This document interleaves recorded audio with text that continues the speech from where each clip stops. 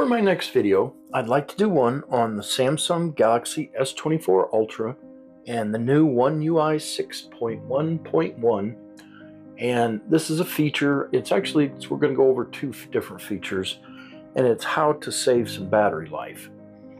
So these two are pretty unknown, I believe, and most people don't have these set, so they actually save quite a bit of battery life. So let's dig right in. So first thing we want to do is go into settings.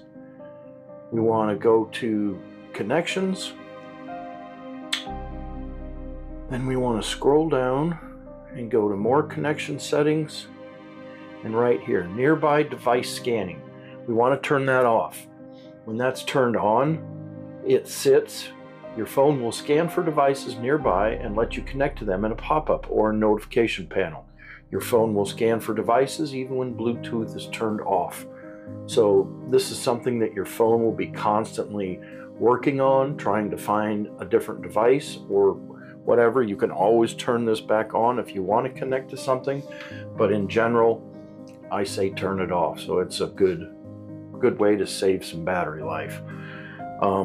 So there's one. Here's another way, and it's the same principle. So again, settings.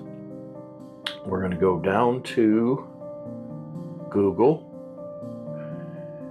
and then in Google we're going to go to all services, devices and sharing, devices, and then scan for nearby devices, and we want to turn that off. Same principle. It scans for nearby devices through Google. It doesn't need to be on all the time, so turn that off, and that's two ways of saving yourself a lot of battery life. So that's my quick video on how to save some battery life. I hope you found my video to be helpful. Thank you for being here. Please click like and subscribe to my channel. Leave me a comment down below.